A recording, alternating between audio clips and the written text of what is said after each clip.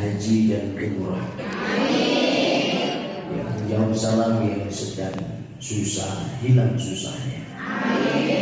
Yang sedang galau hilang galaunya.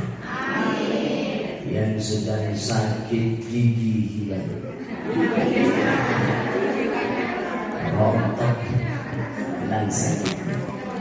Amin. Yang sedang mengalami sakit penyempitan pembuluh dompet, alias kanker, kantong kering, sakunya rata. Mudah-mudahan rezekinya selalu lancar dan berkah. Baik, saya ulang lagi. Assalamualaikum warahmatullahi wabarakatuh.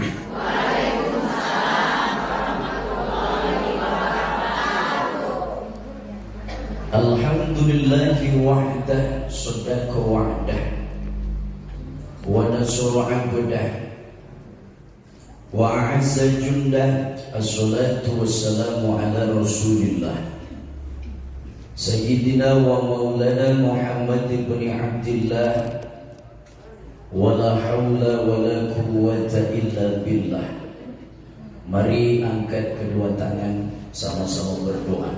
Allahumma iftah alaina futuhal arifin bihikmatika wansur alaina rahmataka wa dzakirna manasina ya dzal jalali wal ikram. Ilahi anta maqsudi wa ridhaka matlubi ahdini mahabbataka wa ma'rifataka. Kita sambung dengan sholawat terlebih dahulu. Ya Nabi salam alaika, ya Rasul salam alaika, ya Habib salam alaika, salawatullah alaika. Amin ya rabbal alamin. Subhanaka la ilma lana illa ma 'allamtana innaka antal alimul hakim. Ya Allah biha, ya Allah biha, ya Allah bi husnil khatimah. Amin ya rabbal alamin. Wa ba'du. Yang saya hormati dan Allah muliakan Ketua DKM Masjid Al-Ihsan, juga seluruh jajarannya, Ketua Majelis Taklim, ibu-ibu sekalian, rahimakumullah. Alhamdulillah kita bisa jumpa lagi untuk melanjutkan hanjat kita mengkaji tentang fikih. Mudah-mudahan setiap langkah kita menuju tempat ini menjadi penggugur bagi dosa-dosa kita, menjadi penyebab diangkat derajat kita di sisi Allah, dan menjadi penyebab berkumpul kita di surga Allah.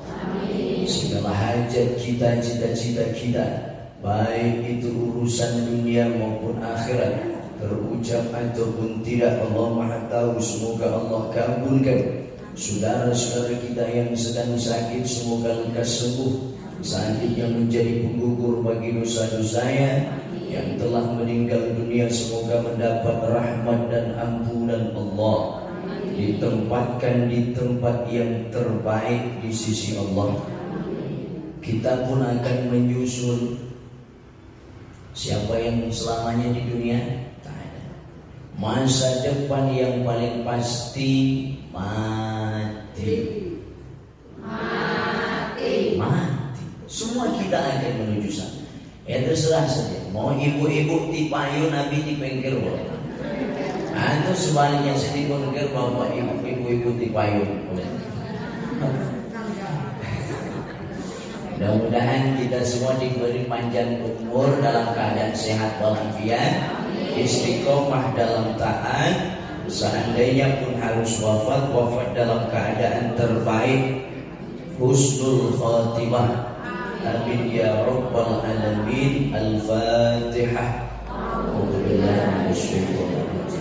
Bismillahirrahmanirrahim. Alhamdulillahi rabbil alamin. Ar-Rahmanir Rahim. Maliki yaumiddin. Iyyaka na'budu wa iyyaka nasta'in. Ihdinas siratal mustaqim. Siratal ladzina an'amta 'alaihim ghairil maghdubi 'alaihim waladdallin. Ibu-ibu sekalian, pada pertemuan lalu sih sudah pernah sampaikan simulasi air belum? Simulasi air belum? Belum ya, nah, gampang. Nanti berarti kita bahas. Baik, Ibu, alhamdulillah buku sudah naik cetak. Yang perlu buku fikih muda boleh di luar. Nah, ini sekarang naik jadi infaknya 25.000 untuk pesantren Pondok Ayah. Insyaallah hari Jumat ini nanti kami di pesantren melanjutkan pembangunan lantai 2. Lantai 1 sudah selesai, lantai 2 targetan kita 4 lantai.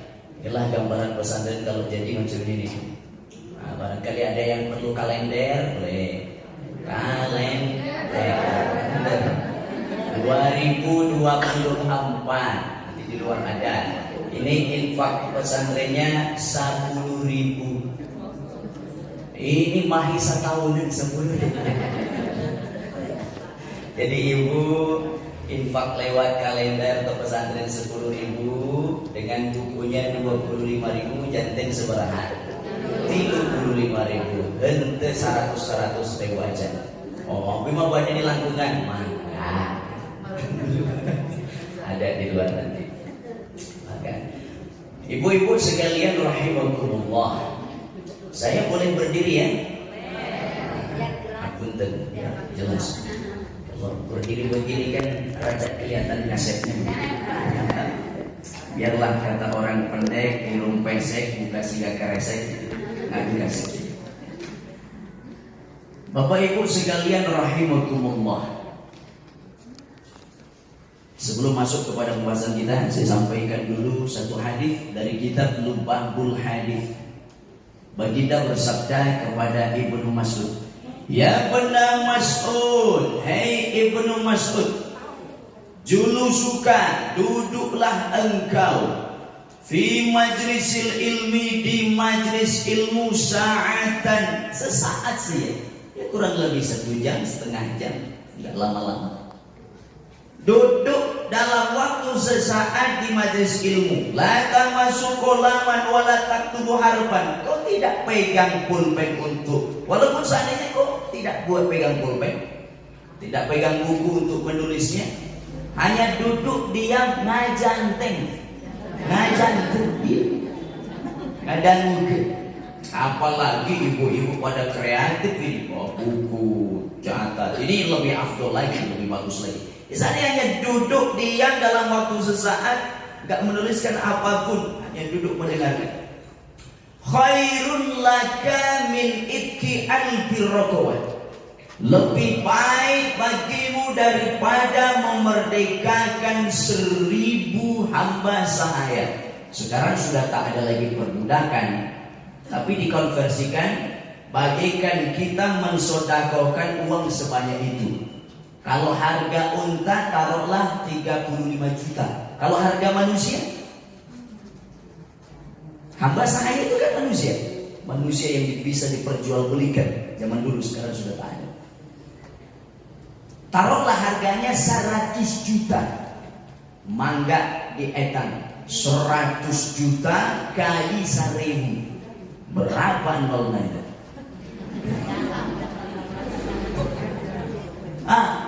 Ibu-ibu sekalian duduk dalam waktu sesaat di majelis ilmu mendengarkan kajian, itu lebih baik daripada kita memerdekakan uang sebanyak itu.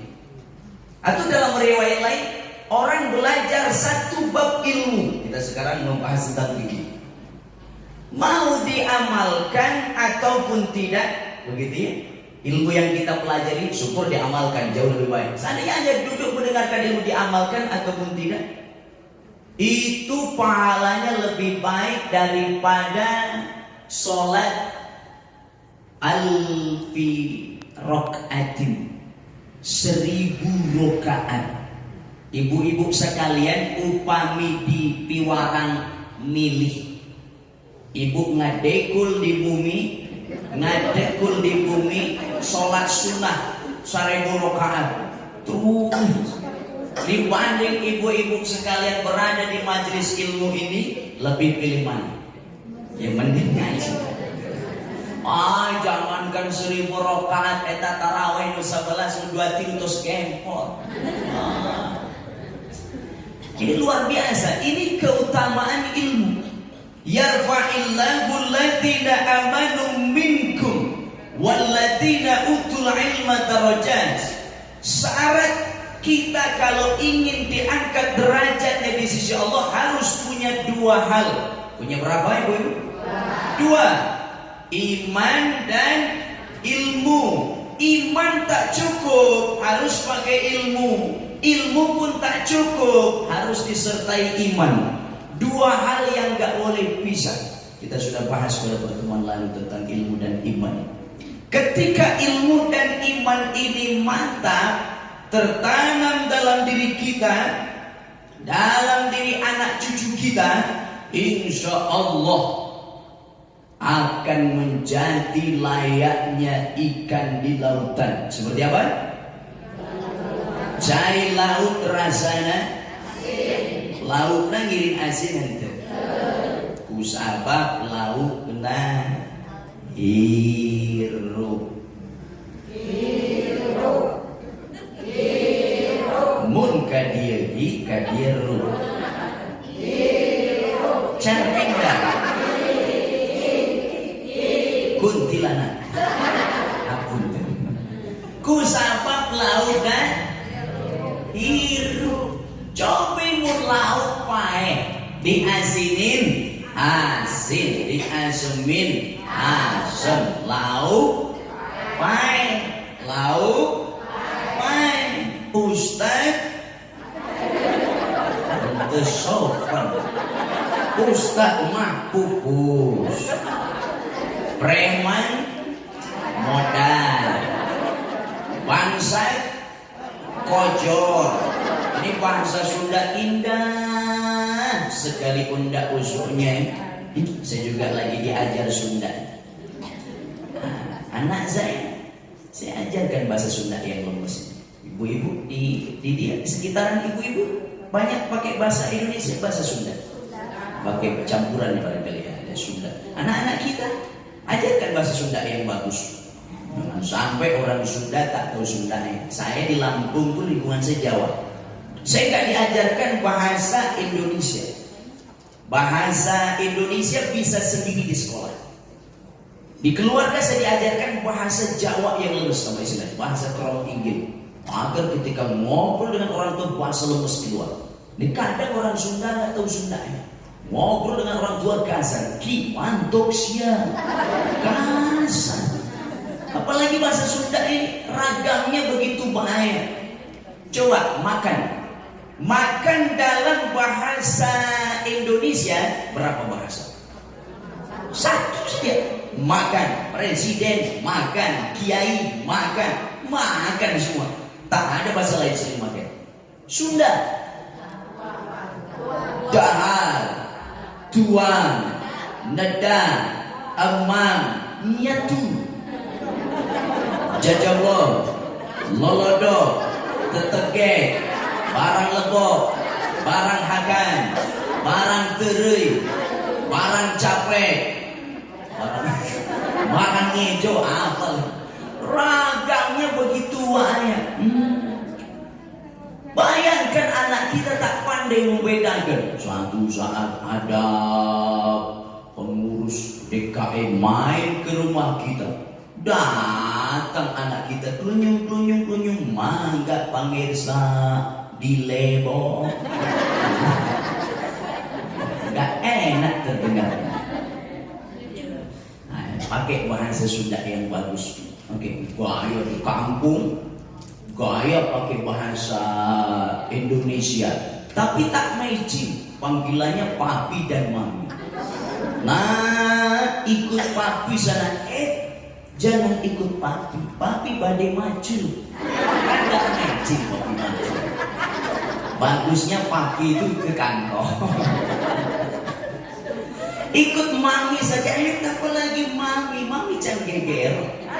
Kau usah kedap deh badai ngaramet. Gak enak ini. Sudah kita diajarkan bahasa Sunda yang bagus. Karena kita tinggal di Jawa Barat ini. Perlu kiranya kita belajar juga. Oke, kembali ke awal deh. Sampai mana bahasa kita? Air laut rasanya. Tapi ikan laut itu ibu-ibu sekalian hentengiring asin kusabak lautna mun lautna pae diazinin asin diasemin asem laut pae. Apa maknanya kalau anak cucu kita mudah diasem garami lingkungan, hatinya mati, iman ilmunya rapuh, temannya nyekek botol, ngiringan, temannya bergaul bebas, ngiringan, temannya rambutnya merah, tengah koneng, gadir hejo, ngiringan, mudah terbawa sakaba,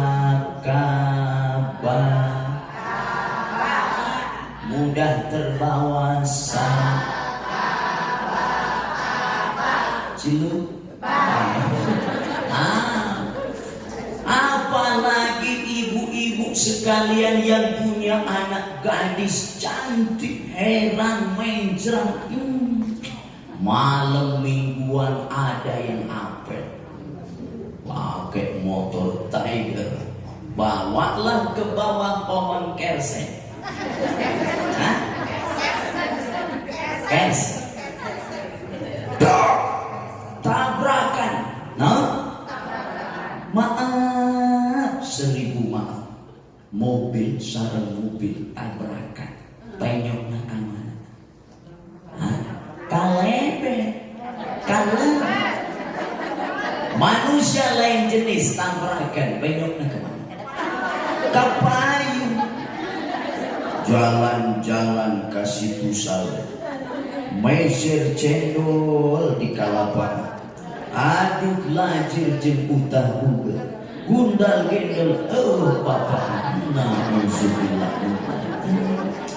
Menyedihkan. Saya punya kawan seorang ustadz di daerah Bale Endah.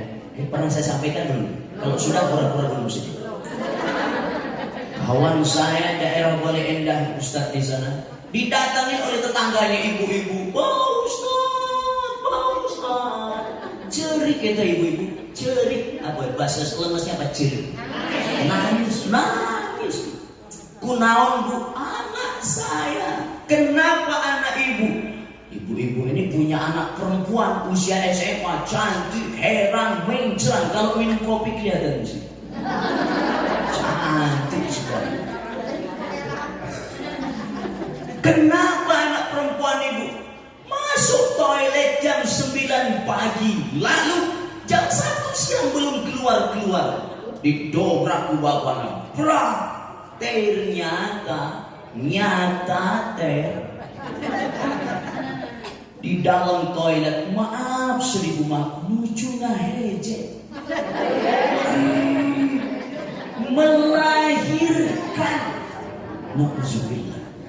Rupa-rupanya dia punya pacar, berzina, hamil. Itu orang yang hamil di luar nikah, Allah cabut nikmatnya jadi seorang ibu. Kalau ibu-ibu yang hamil normal kan ribu. Ketika ribu itu rontok dosa-dosanya berguguran. Rontok dosanya berguguran. Sampai masanya melahirkan, brol, dosa ibu-ibu macam bayi yang baru lahir. Begitu. Luar biasa. Itu kalau hamil normal. Ada suami yang hamil di luar nikah. Oh, jak-jak warikas bahkan bisa melahirkan sendiri di toilet. Begitu brol, hirup kene, dipencet hidungnya, pencet. Na'udzubillah, zina dosa besar, membunuh lagi dosa besar. Bahkan ada yang lebih menyedihkan lagi, anak SMP. Anak SMP pacaran sama, pintu masuk zina itu rata-rata lewat pacaran. Hamil yang perempuan ini, hamil, bertengkar, ini gimana nih, saya sudah hamil, bertengkar, dicekek yang perempuan, mati. Takut ketahuan, dimutilasi, dicacak-cacak, dibakar. Ibu dari yang anak perempuan nyari-nyari anaknya sudah jadi bangkai. Na'udzubillah. Lagi-lagi yang paling dirugikan anak kita yang perempuan. Maka punya anak perempuan harus super luar biasa. Anak laki-laki pun sama pendidikan. Tapi ada hadis kekhususan bagi perempuan. Barang siapa yang oleh Allah diberi 2 anak perempuan, dididik dengan baik, menjadi wanita solehah, sampai nikahnya orang tuanya dijamin surga. Luar biasa. Ini pendidikan yang luar biasa. Penanaman ilmu mantapkan dalam diri anak cucu kita. Maka hati-hati anak-anak kita yang sudah kenal pacaran.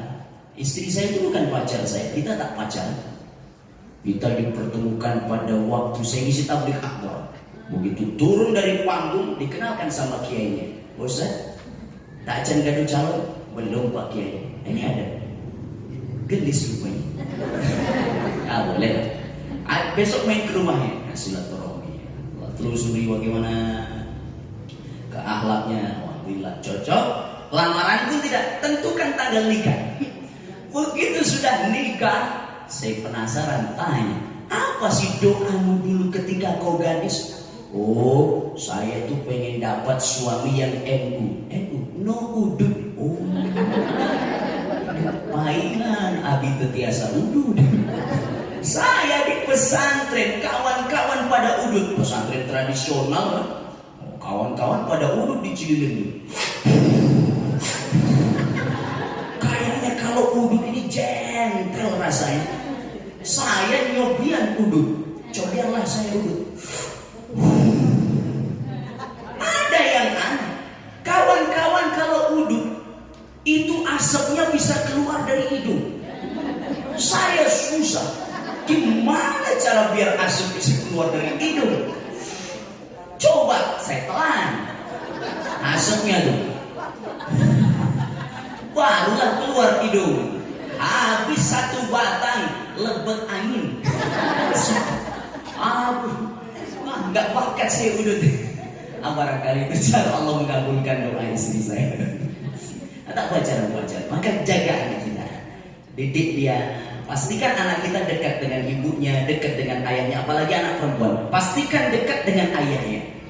Kalau dia sudah puas dengan kasih sayang ayahnya, nah kamu cantik. Jadi sang ayah itu harus mudah ngegombalin anak perempuannya, nah kamu cantik. Agar nanti di luaran dia tidak mudah kemakan gombalan laki-laki lain.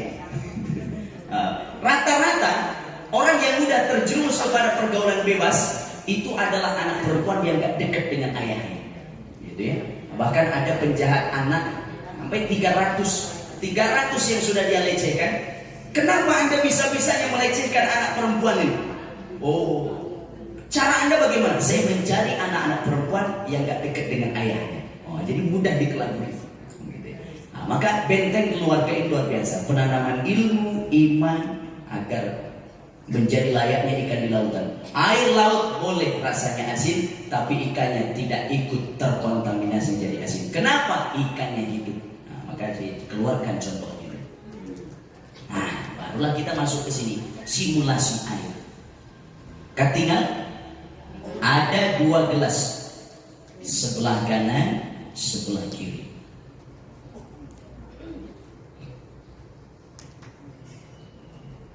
Saya buka dulu di tamping ibu-ibu sekalian.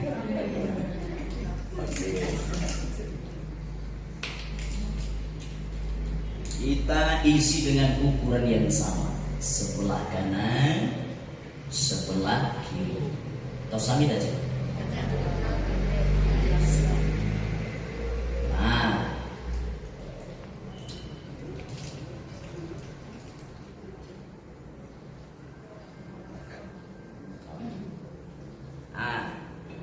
kita ambil dulu yang sebelah kiri. Ini adalah gambaran anak-anak kita. Kullu mauludin yuladu alal fitrah. Setiap anak lahir dalam keadaan fitrah, fitrah Islam. Dia sudah punya potensi kebaikan. Dia sudah punya potensi kebaikan. Kalau yang sudah punya potensi kebaikan ini nggak diarahkan, jadi anak itu sudah punya potensi kebaikan. Nggak ada anak lahir bandel, tak ada. Nggak ada anak lahir bodoh, tak ada. Yang ada kita orang tua anu kirang ilmu kangge ngadidik. Jadi punya orang tua harus terus berilmu, belajar bagaimana jadi orang tua yang baik, bagaimana ini anak macam ini, bagaimana ini pendekatannya. Nah, kalau yang sudah punya potensi kebaikan ini nggak dididik dengan baik, nggak diarahkan, nggak dipesantrenkan, nggak diberikan pendidikan akhlak yang baik, akhirnya ilmunya rapuh, imannya rapuh, hatinya mati. Anak kalau ilmu rapuh, iman rapuh, hati mati, datang pengaruh takwa. Pergaulan bebas, narkoba, narkotika, minuman keras, miras, apapun namanya, mudah terbawa sakaban. Jantan kiru, benteng saya, benteng saya. Benteng. Nah, ini gambaran anak-anak kita. Dia dididik dengan baik, ajarkan tata krama akhlak yang baik di keluarganya. Kemudian dia disekolahkan, dipesantrenkan. Akhirnya ilmunya mantap, imannya mantap. Orang kalau ilmunya mantap, imannya mantap, hatinya pun hidup. Datang pengaruh tak baik. Pergaulan bebas, narkoba, narkotika, minuman keras, miras, apapun nama mempengaruhi dia, dia tidak akan mudah terbawa sekabar-kabar. Dia akan tetap teguh pendirian, begitu kan? Kaget ibu, kaget. Contoh. Masih penasaran rupanya? Datang lagi pengaruh tak baik. Hal-hal yang tak baik mempengaruhi dia. Karena ilmu mantap, iman mantap, hatinya hidup, nggak mudah terpengaruh. Dia akan tetap teguh pendirian. Begitu kan?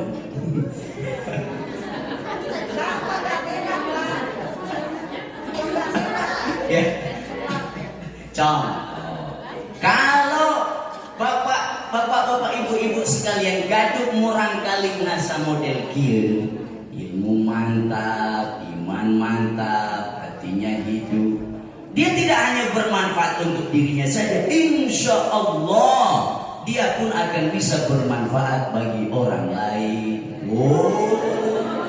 Cerah semuanya. Contoh. Ini bukan pesulap merah.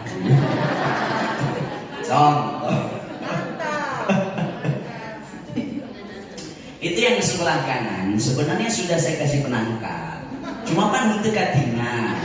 Itulah iman, henteu katingan. Tidak terlihat. Apa yang kelihatan? Gejalanya. Yang kelihatan apa? Mic. Kenapa mic ini ada suaranya? Karena ada strum. Karena ada strum. Strumnya kelihatan nggak? Untuk katingan. Kalau ada strum, mic bersuara. Dong. Kalau ada strum kipas angin muter. Dong. Kalau ada strum lampu nyala dong. Kalau ngaku aya iman kedahna sholat dong. Kalau ada iman pangaosan. Kalau ngaku ada iman, ulah sok pasti ajan tetangga.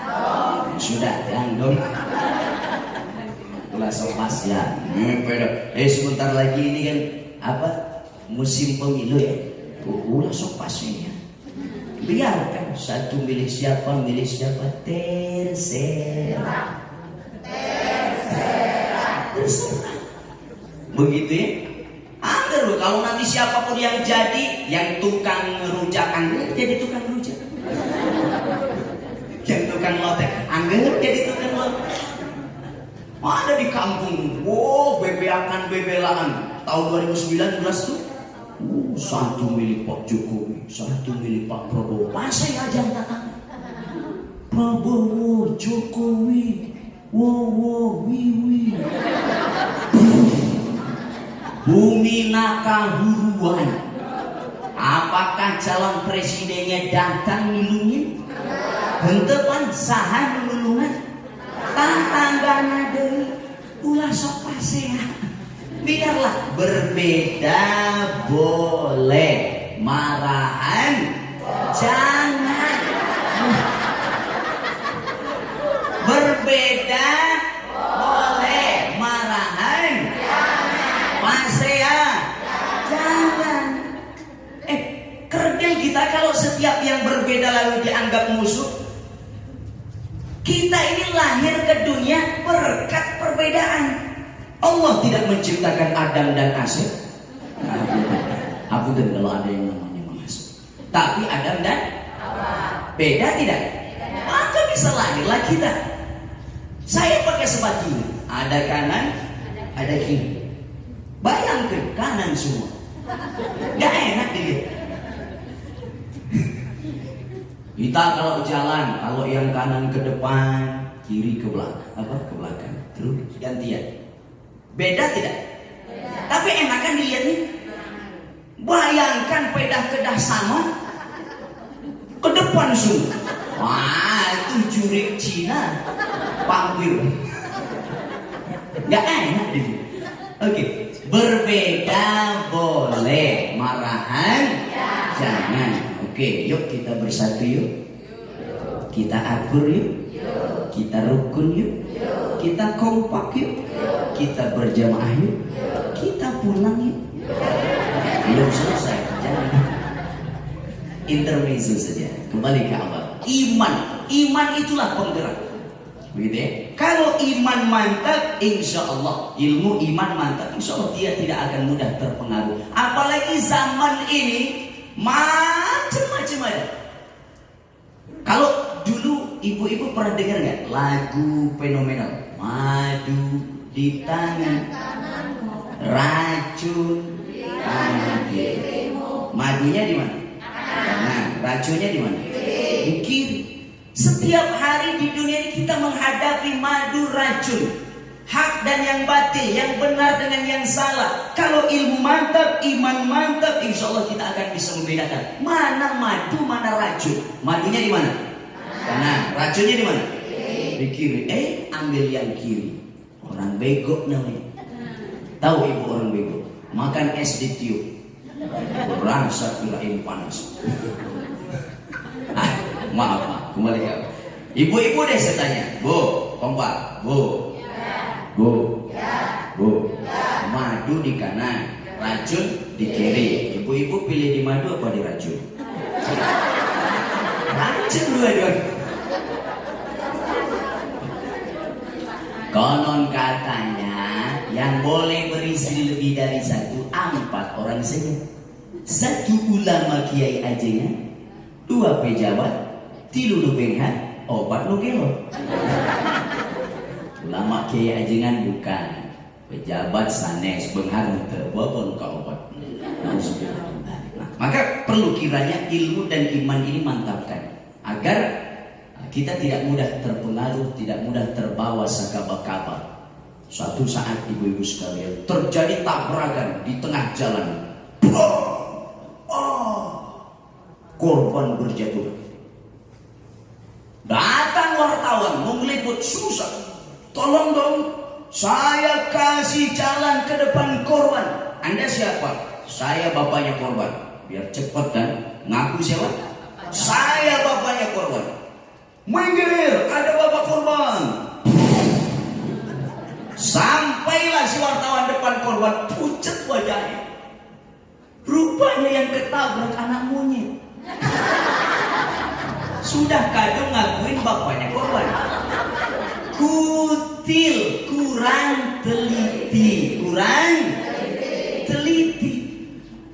Sumber penyakitnya kuman, kurang iman.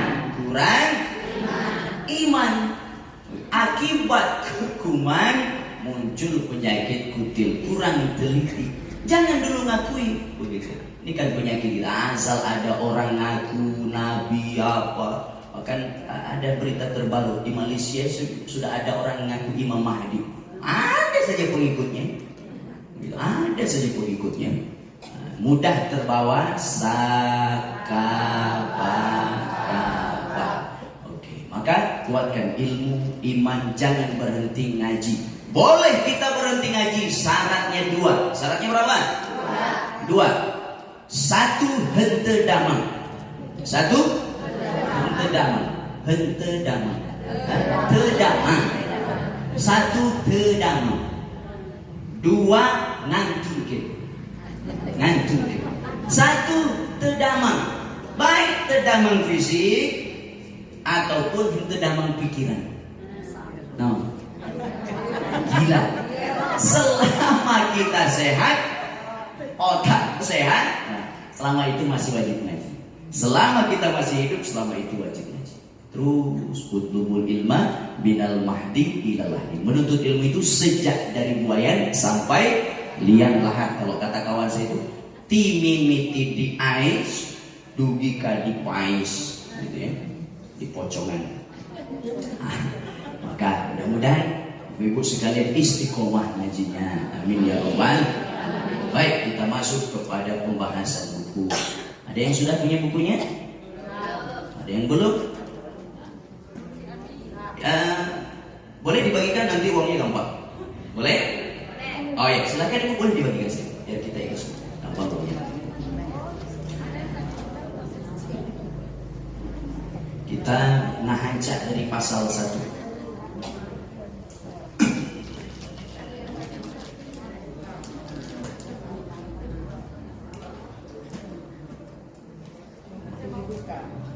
Boleh menyusul, bisa di akhir, bisa nanti barangkali kalau sedang nggak bawa uang boleh nanti dititipkan ke ibu.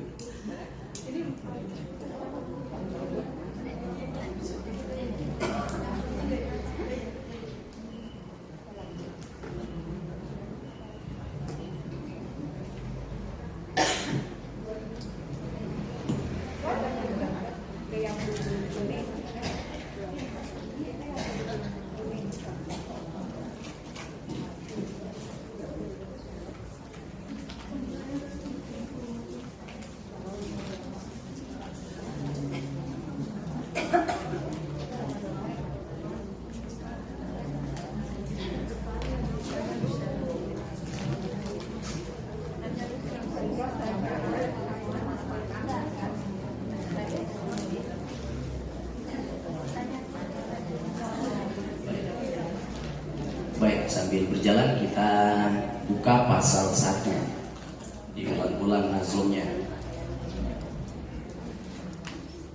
Pasal 1, rukun Islam. Pakai nada lagu Sepohon Kayu. Kita baca sama-sama. Rukun Islam 5 perkara. 1 syahadat, 2 sholat, 3 zakat, 4 puasa, 5 haji bagi yang mampu, 5 haji bagi yang mampu, bagi yang mampu ke Baitullah. Baik, sama-sama. Rukun Islam 5 perkara.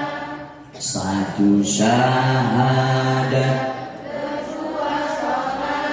ketiga zakat, keempat puasa, kelima haji bagi yang mampu, kelima haji bagi yang mampu, bagi yang mampu ke Baitullah. Masuk kita pasal yang kedua, rukun iman. Pakai nada lagunya Sholatullah, Sholatullah bin Walid, Sholatullah salamullah. Masukkan sini. Rukun iman 6 perkara. 1. Iman kepada Allah, 2. kepada malaikat Allah, 3. kepada kitab-kitab Allah, 4. kepada para rasul Allah, 5. kepada hari kiamat, 6. kepada qada dan qadar, baik buruk dari Allah. Baik, kita bahas pasal 1 dulu. Kita baca sama-sama. Rukun Islam 5 perkara. 1. syahadat, 2. sholat, 3. zakat, 4. puasa, 5. haji bagi yang mampu, 5. haji bagi yang mampu, bagi yang mampu ke Baitullah. Rukun Islam. Islam kita bisa berdiri tegak. Islam kita didirikan, dibangun oleh 5 perkara. Pertama, syahadat. Apa Bu? Syahadat. 2. sholat. 3. zakat. 4. puasa. 5. haji bagi yang mampu. Nah, ibarat keislaman kita macam ini. Di Islam kita misalnya, orang tak haji, kan? Syahadat, sholat, zakat, puasa, haji. Orang tak haji boleh tak? Boleh, kalau dia benar-benar tak mampu. Kalau benar-benar tidak mampu. Orang yang mampu, sejak mampu haji ini luar biasa, harus mampu secara fisik juga pesan. Itulah, bukan hanya fisik, tapi fisik sareng pesan. Dengan perbekalan, baik bekal yang dia bawa ataupun bekal yang dia tinggalkan untuk keluarganya di rumah. Dia benar-benar tak mampu, jangankan untuk haji, makan sehari-hari pun susah, dia tak wajib haji. Begitu ya. Kalau dia mampu, kaya raya, benhar, rumahnya bertingkat, mobilnya mengkilat, uangnya banyak berlipat-lipat, istrinya pun cantik memikat, jumlahnya ada 4. Benhar, kaya raya, tapi dia tidak berangkat haji. Begitu ya. Mati di tahun itu, maka persilahkan. Pilih mati secara orang Yahudi atau seperti orang Nasrani. Jadi matinya tidak membawa iman. Dia mampu kaya raya, tidak segera daftar haji. Hati-hati. Tapi kalau dia tak mampu, boleh tak haji. Lepas gak Islamnya kalau dia tak haji? Tidak. Kenapa? Karena dia tak mampu. Keempat apa? Puasa. Bolehkah orang tak puasa? Boleh, kalau dia ada uzur. Ini pernah saya sampaikan belum? Uzur-uzur belum ya? Nah, saya sampaikan, ada orang-orang yang boleh tak puasa dengan beberapa ketentuannya tentunya. Murang kali, anak kecil, orang tua, orang sakit, orang gila, orang yang musafir. Ulang. Anak kecil, orang tua, orang sakit, orang gila, orang musafir. Ulang.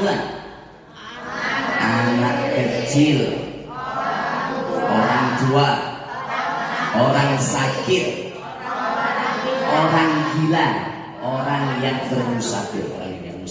Nah, tambahan haid, nifas, kemudian hamil, menyusui. Ulang. Haid, nifas, hamil, melahirkan, menyusui. Ulang dari awal.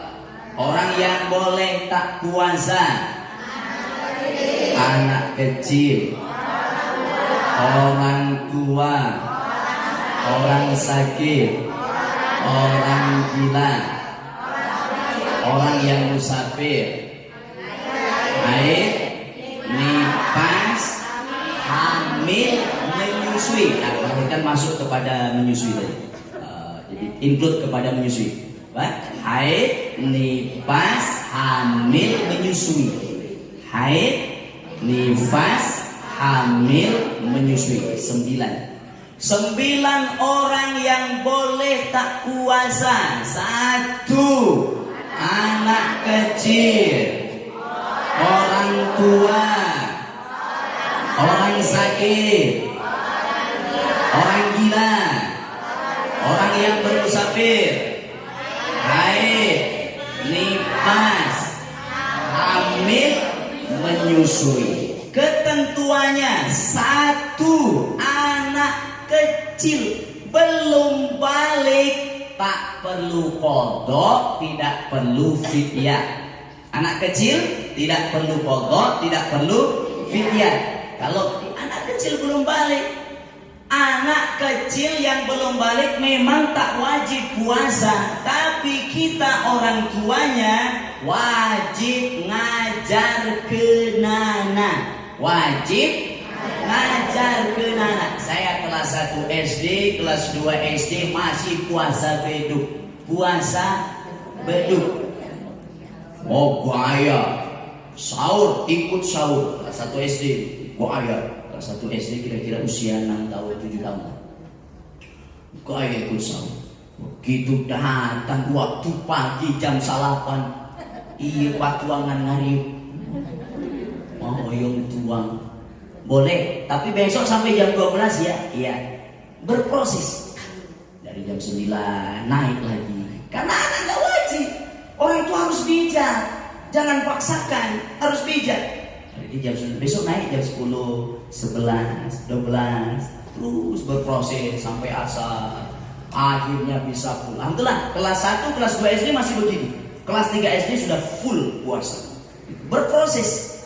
Anak tak wajib puasa, anak yang belum balik, tapi orang tua wajib ngajar kenana. Wajib mengajarkan. Jadi patokan usia 7 tahun, anak sudah harus mulai dikenalkan dengan syariat.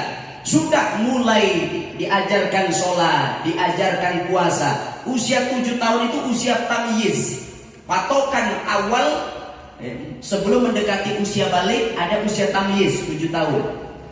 Nah, dia belum wajib, tapi orang tua wajib mengajarkan usia 7 tahun. Untuk sholat, untuk puasa, walaupun masih belang betong sholatnya, puasanya masih belum full, tak apa, yang penting berproses. Kalau dia perempuan, anak usia 7 tahun, sudah mulai diajarkan ngangge jilbab, nutup aurat. Panas, buka tutup tak apa, usia 7 tahun. Ada seorang ibu laporan pada Pak Ustaz, ada apa bu? Anak saya sudah besar gak mau pakai jilbab. Loh, anak ibu kan namanya Alek. Gak apa-apa anak laki-laki, tak boleh pakai jilbab. Canda saja. Kalau kita punya anak perempuan usia 7 tahun itu sudah mulai diajarkan nutup aurat. Gak apa-apa buka tutup, tapi nanti masa dia sudah keluar haid, sudah balik, maka sudah benar-benar bagus untuk auratnya. Kembali ke awal. Anak kecil kalau dia tak puasa tak perlu qadha, tidak perlu fidyah. Anak kecil memang tak wajib puasa, tapi orang tua wajib mengajarkannya. Dua, orang yang boleh tak puasa siapa? Orang tua atau sepuh. Kalau dipaksakan puasa henteu kiateun ribu cengap. Sudah sama anaknya, Bu, sudah nggak usah puasa. Nah, tak wajib qadha, wajibnya bayar fidyah. Di fidyahan bade unggal dinten sekali ninggalkan puasa fidyahan. Dihitung fidyah itu seperti apa perhitungannya? Sini pesantren dulu, kaji bersama guru saya. Kira-kira satu hari itu habis berapa dia kalau makan? Ya ambillah rata-rata kalau diberaskan saliter lah, gitu ya. Kalau dikonversikan ke beras 1 liter beras, begitu ya, 1 liter beras. Begitu. Tapi dia biasa kalau tiap hari makannya padang, pagi padang, siang padang, malam padang, harga padang 15.000. Kalikan 15.000 kali kilo, ya sakit banget. Kira-kira sehari itu habis berapa dia? Diperkirakan saja, itu fidyah. Kasih. Atau nanti nunggu sampai akhir Ramadan baru dipajahkan.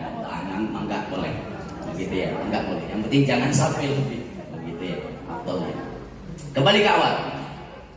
Apa tadi? Orang tua dia tak wajib qadha, wajibnya fidyah, Nah, yang ketiga siapa? Orang sakit. Sakit yang ada harapan sembuh wajib qadha. Sakitnya ada harapan sembuh, insya Allah sakit Anda nanti bakal sembuh kata dokter. Ya, dia wajib qadha. Begitu, tak perlu bayar fidyah, wajib qadha. Tapi diponis dokter, Bu, ini sakit ibu ini tidak akan ada harapan sembuh. Tos ripuh pisan, sudah stadium 4. Gitu ya. Kalau lanjut puasa maka akan madorot, maka dia tak wajib qadha, wajib bayar fidyah. Oke, ulang. Anak kecil tak perlu qadha, tak perlu fidyah. Orang tua hanya wajib fidyah saja. Orang tua yang sudah benar-benar tua ribu. 3, siapa tadi? Orang sakit. Sakit yang ada harapan sembuh wajib qadha. Sakitnya tak ada harapan sembuh bayar fidyah. 4, orang gila. Gila yang disengaja. Bagaimana contoh gila disengaja? Kamu kalau menghirup aroma ini maka kau akan jadi gila. Nah, jaken dihirup aroma gila, nah itu gila disengaja. Gila yang ada unsur kesengajaan, nanti setelah dia sadar wajib diqadha hutang puasanya. Tapi kalau gila yang tak ada unsur kesengajaan, memang dia kena penyakit gila tanpa sengaja, nah, maka tidak perlu qadha, tidak perlu fidyah. Begitu ya, tidak perlu qadha, tidak perlu fidyah. Oke, dah paham sampai 5. Ke-6 sekarang, haid nifas hukumnya sama, hanya wajib qadha, Ibu-ibu kalau keluar haid wajib segera ngabatalkan. Begitu ibu-ibu jalan-jalan bulan Ramadan ke pasar baru milarian baju beduk. Begitu masuk toilet ada tanda merah, segeralah cari bakso. Wajib segera dibatalkan, gitu ya. Nggak ada terus nanti segera dibatalkan. Wajib segera membatalkannya. Orang haid dan nifas wajibnya qadha, tak perlu fidyah. Nah, 8, 9 hamil dan menyusui. Ini dalam kajian fikih yang saya kaji bersama guru-guru saya. Mohon maaf kalau ada perbedaan pendapat, karena memang fikih tempatnya beda pendapat. Nah itu. Ada 3 ketentuan. Ada berapa? 3 ketentuan. Orang hamil dan menyusui, baik bayinya masih di lebat ataupun tos keluar, hukumnya sama ya. Kalau dia khawatir terhadap dirinya saja, wajib qadha. Ketentuan pertama, khawatir dirinya dan bayi, wajib qadha. Pokoknya kalau ada melibatkan dirinya, ada kelibatan dirinya, ibu-ibu melibatkan diri ibu, gitu ya. Kalau baik dalam keadaan hamil atau menyusui. Ulang. Khawatir terhadap dirinya, wajib qadha. Khawatir dirinya dan bayi, wajib qadha. Khawatir hanya bayinya saja. Saya mah henteu nanaon. Tapi iya paur bayi, baik bayi yang masih dalam kandungan ataupun yang sudah lahir. Maka terkena 2 hukum. Wajib qadha, wajib fidyah. Wajib qadha, wajib fidyah. Qadha iya, fidyah iya. Kalau nggak ada melibatkan ini. Khawatir hanya karena sesuatu yang lain, yaitu karena bayinya saja, nggak ada melibatkan dirinya, terkena 2 ketentuan. Wajib qadha, wajib fidyah. Tapi Pak Ustadz, itu ada orang yang mengatakan hanya fidyah saja tak perlu qadha. Itu pendapat lain, silahkan. Barangkali punya pendapat. Tapi selama kajian saya yang saya ikuti bersama guru-guru saya, ketentuannya cuma 3. Begitu ya. Nggak ada yang hanya bayar fidyah saja. Kalau bagi orang hamil dan menyusui. Kenapa? Karena hamil ada masa berhentinya. Begitu ya. Ada masa berhentinya. Begitu ya. Ulang. Orang yang hamil dan menyusui kalau khawatir terhadap dirinya saja, qadha. Khawatir dirinya dan bayi, qadha. Bayinya saja, qadha dan fidyah. Gitu. Tapi memang ada pendapat lain, silahkan barangkali ada yang mengikuti pendapat lain. Begitu. Baik, sampai sini dulu. Barangkali ada pertanyaan sebelum kita lanjut kepada pasal selanjutnya. Ya. Oh iya, silakan Ibu. Bagaimana kalau orang tua ya yang sakit? Orang tua yang sakit wajib puasa. Itu kan dibayar fidyahnya sama dia sendiri atau sama anaknya? Terus kalau anaknya nggak bayar, apa anaknya dosa? Iya. Baik. Kalau orang tuanya kaya, ya wajib sama dia. Tapi kalau orang tuanya tak kaya, anaknya yang kaya, maka anaknya, begitu ya. Maka anaknya, wabil khusus anak laki-laki. Begitu. Wabil khusus anak laki-laki. Begitu ya. Tapi anaknya pun tak mampu. Dia tak kaya, anaknya pun tak kaya. Jangankan untuk bayar fidyah, untuk makan sehari aja tos enap-enapan. Maka ada rukhsah namanya, keringanan, begitu. Ada keringanan. Itu darurat, keadaan darurat. Tapi selama dia mampu, maka wajib bayar fidyah. Kalau dia tak mampu, berarti sama anaknya. Wabil khusus anaknya yang laki-laki. Begitu. Begitu. Wallahu a'lam. Ada lagi yang lain? Iya, silakan.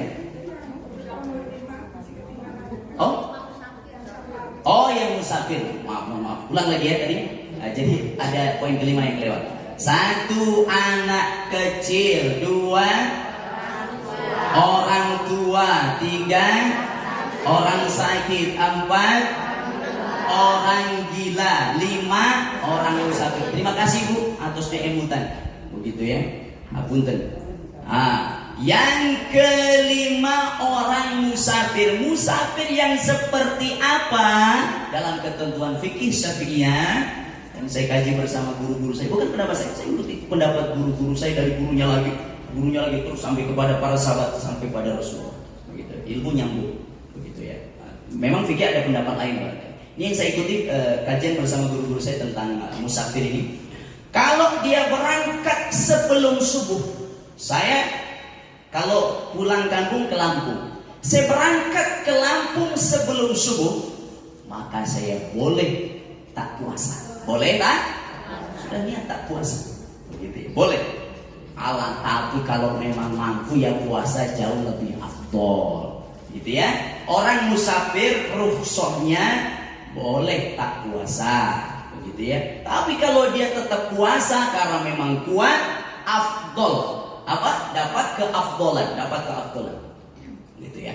Kalau dia berangkatnya sebelum subuh, dia pun niat tak puasa, niat tak puasa. Baik, di tengah jalan makan minum, ya. Boleh, begitu ya. Tapi kalau dia berangkatnya setelah subuh, begitu ya, dia tetap niat puasa. Kalau dia berangkatnya setelah subuh, dia tetap sahur seperti biasa karena berangkatnya nanti jam 7 misalnya. Niat sahur seperti biasa. Nanti di tengah perjalanan ribu salatri. Ngadek, maka bolehlah dia batalkan. Nanti selesai Ramadan kodok yang hari itu. Orang yang karena alasan musafir, maka ketentuannya hanya wajib kodok, begitu ya. Jadi ketentuannya itu. Jadi berangkatnya setelah subuh atau sebelum subuh. Kalau sebelum subuh ya sudah, boleh dia niat tak puasa sehari penuh. Gitu ya. Nah, kalau perlu. Tapi kalau setelah subuh berangkatnya wajib niat. Tetap harus wajib niat karena dia berangkatnya setelah subuh. Tetap wajib niat. Nanti di tengah perjalanan ada soal lain, yaitu ketentuan lain. Begitu. Boleh dia membatalkan karena memang benar-benar takut. Begitupun ibu-ibu yang punya suami pekerja keras, pegawai bangunan, itu tetap wajib niat puasa. Wah, besok nggak puasa. Kenapa untuk puasa? Kan badai di damel. Gitu ya. Dosa. Tetap niat puasa harus dia sahur. Di tengah perjalanan dia bekerja, angkutan kesi, dia naplok ribu, salatri. Bolehlah dia berbuka, tapi ngan sehari tahun sampai kenyang. Jadi mah sudah kenyang, jam 12 dia makan, jam 1 uduk, jam 2 dia es campur. Dosa. Orang yang membatalkan puasa di siang hari, kejadiannya macam itu, gitu ya. Maka dia hanya sebatas sampai kenyang sih. Habis itu imsak, menjaga, nggak boleh makan apa-apa lagi sampai datangnya waktu maghrib. Terkena 2 hukum. Wajib imsak, menahan, tak boleh makan, tak boleh minum sampai maghrib. Setelah dia benar-benar kenyang, gitu. Maka seharian kalau mau uduk didinya, gitu toh. Gitu ya toh. Es campur, enggak gitu. Didinya kalau sudah selesai kenyang, langsung jaga, tak boleh makan apa-apa lagi sampai datang waktu maghrib. Nanti di luar Ramadan yang hari itu kodok, begitu ketentuannya. Gitu. Banyak orang tak paham hukum. Mendadak tak niat puasa, dosa. Begitu ya, dosa. Oke, begitu Ibu ya. Udah ya, kita bahas 9 orang yang boleh tak puasa. Lanjut. Hal-hal yang membatalkan puasa. Masih tentang puasa. Hal-hal yang membatalkan puasa. 1.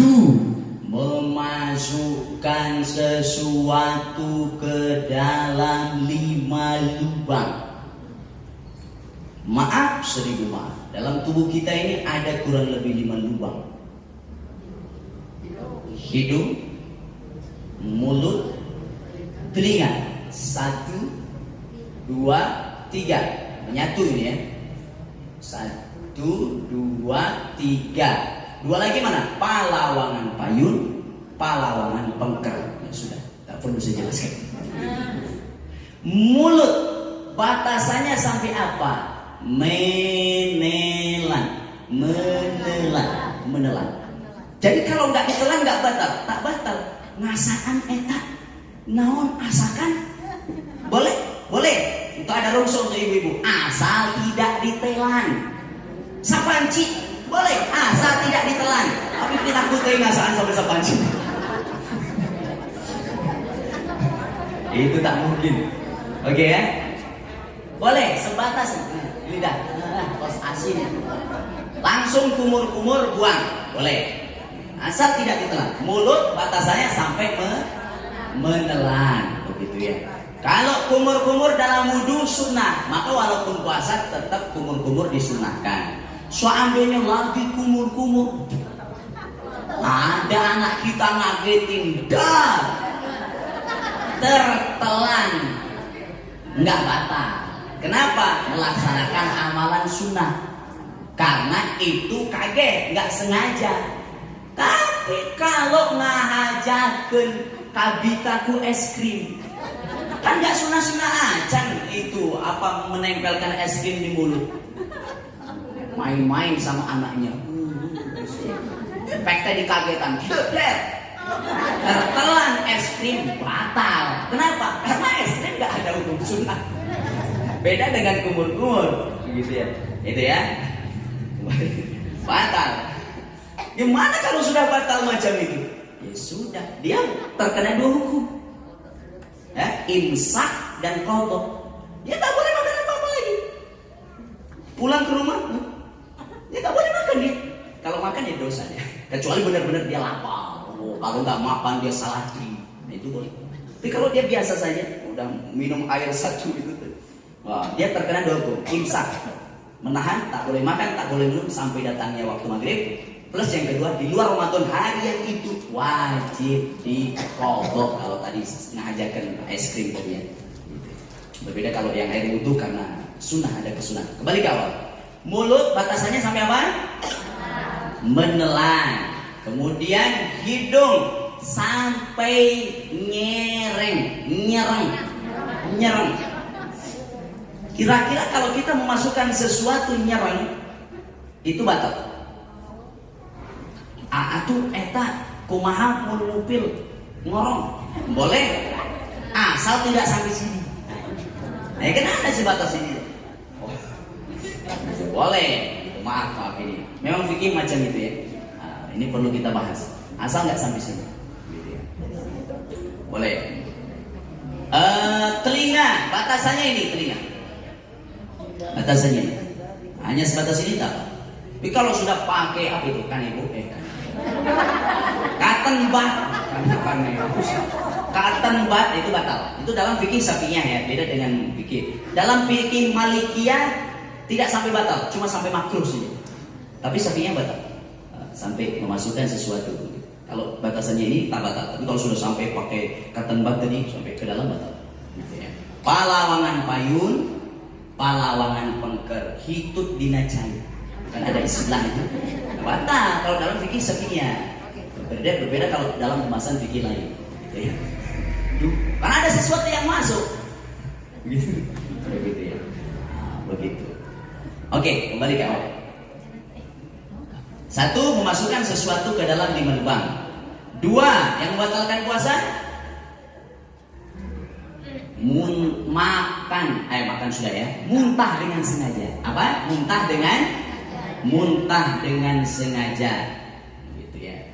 Kemudian yang selanjutnya muntah dengan sengaja, kemudian yang berhubungan suami istri, jelas, gitu ya. Muntah dengan sengaja, berhubungan suami istri, haid, nifas, begitu ya, melahirkan, haid, nifas, melahirkan. Itu diantara hal-hal yang membatalkan puasa. Oke, kita persingkat lagi ke pembahasan selanjutnya. Tadi kita membahas apa tadi? Ini ya. Ulang. Orang tak haji boleh? Boleh. Kalau dia benar-benar tak mampu. Orang tak puasa boleh? Boleh. Asal dia benar-benar salah satu daripada yang 9 orang tadi. Dengan beberapa ketentuannya. Kemudian apa? Zakat. Orang tak zakat boleh? Boleh. Kalau dia tak mampu. Kalau dia tak mampu berarti dizakatin. Bukan zakat, tapi dizakatin. Nah, kalau dia wajib zakat, maka harus zakat. Nah, ini keislamannya tidak akan jatuh. Tapi kalau dia tinggalkan sholat, wah, ini sudah mulai jatuh. Ini sudah mulai jatuh kalau dia tinggalkan sholat. Udah jatuh. Gitu ya. As-sholatu imaduddin. Sholat adalah tiang agama. Barang siapa mendirikan sholat, mendirikan agama. Barang siapa meninggalkan sholat, sama dengan merobohkan agama. Apalagi dia tak syahadat, tak ada Islam. Oke. Jadi ibaratnya apa bangunan ini? Syahadat ibaratnya adalah fondasi. Apa bu? Fondasi harus kuat. Ini syahadatnya. 13 tahun baginda Rasul dakwah di Mekah, syahadat. Penanaman akidah tauhid. Tidak ada Tuhan selain Allah dan Muhammad itu sallallahu. Syahadat fondasi. Kalau fondasi kuat, bangunan kuat. Sholat adalah ibarat apa? Tiang-tiang. Sholat itu ibarat tiang. Bangunan pasti ada tiang. Ada tiang. Oh, yang penting kan saya baik, osok mereka batur, osok lulung ka batur, nggak sholat hente sawius. Itu orang aneh namanya. Begitu ya. Kalau orang hanya cukup baik, tidak perlu sholat, tentu yang wajib tak sholat siapa? Nabi Muhammad SAW. Kenapa? Karena beliau manusia yang paling baik. Tapi nyatanya baginda Rasul tetap sholat. Begitu ya. Sholat, hablum minallah. Berbuat baik, hablum minanas. Tidak cukup syarat masuk surga orang yang hanya baik hubungannya dengan Allah, rajin sholat, rajin puasa, tapi nggak baik dengan sesamanya. Yang tetangga pas saya wae, begitu. Guntrang wae, entah aku. Pun tidak cukup syarat masuk surga orang yang hanya baik dengan sesamanya, sok mere, juga berbuat baik, murah senyum, tapi tidak baik dengan Allah, nggak pernah sholat, nggak cukup syarat masuk surga. Maka dua-duanya hablum minallah, hablum minanas, syarat masuk surga. Oke, kembali ke awal tadi. Sampai mana tadi bahasan kita tadi? Oke, syahadat tentang rukun Islam. Oke, Bapak Ibu sekalian yang Allah muliakan, sampai sini dulu sebelum kita lanjutkan. Sedikit lagi ada pertanyaan. Saya hitung sampai 3. 1, 2, 3. Oh, tak ada. Oke. Tak ada pertanyaan? Baik, kita ulang, baca lagi. Rukun Islam 5 perkara. 1 syahadat, 2 sholat, 3 zakat, 4 puasa, 5 haji bagi yang mampu, 5 haji bagi yang mampu, bagi yang mampu ke Baitullah. Baik, ada yang bisa mengulang syair tadi? Apa? Ibu belakang duluan. Silakan Ibu. Hadiahnya kalender. Islam.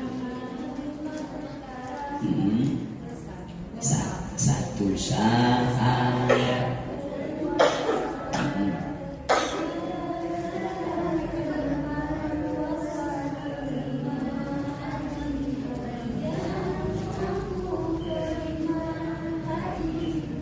Yang mampu bagi yang mampu Baitullah. Hatur mangga Ibu hapunten diestafetkeun. Alhamdulillah. Ibu-ibu sekalian, benar tak ada pertanyaan? Kalau tak ada, kita cukupkan saja sampai sini. Insyaallah kita akan lanjutkan pada pertemuan-pertemuan selanjutnya kalau diundang lagi. Demikian ya. Ibu-ibu sekalian, silakan yang buku boleh nanti di luar ada kalender ini, impaknya 10.000. Atau barangkali ada yang mau memberikan amplop kepada tetangganya atau siapa untuk membantu perjuangan pembangunan pesantren, boleh ada amplopnya di sini. Demikian yang dapat saya sampaikan. Mohon maaf atas segala kekurangan. Terima kasih atas segala perhatian. Mari kita tutup sama-sama dengan membaca doa. Allahumma shalli wa sallim wa barik ya Allah ya rabbal alamin. A'udzu billahi minasyaitonir rajim. Bismillahirrahmanirrahim. Alhamdulillahirabbil alamin. Hamdan syakirin hamdan daimin. Hamdan yuwafi ni'amahu yukafi mazida ya rabbana lakal hamdu kama yanbaghi li jalali wajhikal karim wa sultani. Allahumma salli ala sayyidina Muhammadin sallallahu alaihi wasallam. Allahumma ighfir lana dhunubana wa liwalidayna warhamhum kama rabbayana shighara wa li jami'il muslimina wal muslimati wal mu'minina wal mu'minati al-ahya'i wal amwat. Allahumma ya Allah, ampunilah dosa-dosa kami Allah, dosa kedua orang tua kami, dosa guru-guru kami, dan dosa kaum muslimin muslimat sekalian. Ya Allah, ampunilah dosa seorang wanita yang 9 bulan lebih kami menumpang di dalam rahimnya. Dialah ibu kami Allah, yang melahirkan kami antara hidup dan mati, bersatu antara keringat darah dan air mata dilahirkannya kami ke dunia. Ayah kami yang mencari nafkah untuk membesarkan kami Allah. Kedua orang tua kami jika mereka masih ada ya Allah, mohon panjangkanlah usianya dalam ketaatan kepadamu. Namun jika mereka sudah tiada ya Allah, mohon tempatkanlah mereka di tempatmu yang terbaik. Allahumma ya Allah, kami bermohon kepadamu dengan sepenuh hati ya Allah, kumpulkanlah kami ini semua di dalam surga-Mu ya Allah, bersama orang-orang yang kami cintai, bersama ibu kami, ayah kami, suami kami, istri kami, anak cucu kami semua berkumpul di dalam surga. Mohon jangan sampai ya Allah, jangan sampai ada di antara kami yang masuk ke dalam neraka-Mu. Demi Allah, di neraka walaupun sebentar kami tak sanggup ya Allah, berikanlah kepada kami ampunan-Mu yang sempurna ya Allah, hingga kami tidak harus masuk neraka walaupun sebentar ya Allah. Kami tak sanggup di neraka walaupun sebentar ya Allah. Ya Rabbana, ringankanlah langkah kami untuk melangkah ke tempat-tempat kebaikan. Mata kami bimbinglah ya Allah agar melihat yang baik-baik saja ya Allah. Telinga kami bimbinglah ya Allah agar mendengar yang baik-baik saja ya Allah. Tangan kami bimbinglah ya Allah agar menjadi tangan yang banyak memberi daripada meminta, tangan yang banyak berkarya dalam kehidupan ini ya Allah. Jadikanlah kami, anak cucu kami, manusia-manusia yang bisa memberi manfaat bagi kehidupan ini ya Allah. Ya Rabbana, betapa menyedihkan saudara-saudara kami di Palestina ya Allah. Ya Allah, semoga mereka semua diberi ketabahan, kesabaran. Semoga mereka semua di Palestina bisa segera keluar dari kezaliman-kezaliman. Ya Allah, ya Rabbana, lidah kami ampuni jika lidah ini pernah menyakiti hati suami kami, pernah menyakiti hati tetangga kami, pernah menyakiti hati kawan kami, pernah menyakiti hati orang tua kami. Ampuni Allah. Lidah kami bimbinglah agar selalu berucap kata-kata yang penuh makna, kata-kata yang penuh hikmah, sebagaimana kami ingin ya Allah di ujung kehidupan kami lidah kami bisa ringan berucap kalimah agung dan mulia, kalimah la ilaha illallah Muhammadur Rasulullah, la ilaha illallah Muhammadur Rasulullah, la ilaha illallah Muhammadur Rasulullah SAW. Ya Allah, wafatkanlah kami dalam keadaan terbaik, husnul khatimah. Tetapkanlah iman Islam dalam diri kami, terimalah taubat kami sebelum kami wafat. Lidah kami bisa ringan berucap la ilaha illallah Muhammadur Rasulullah SAW. Rabbana atina fid dunya hasanah wa fil akhirati hasanah wa qina adzabannar. Rabbana taqabbal minna innaka antas samiul alim wa tub alaina innaka antat tawwabur rahim. Subhana rabbika rabbil izzati amma yasifun wa salamun alal mursalin walhamdulillahi rabbil alamin. Al-Fatihah.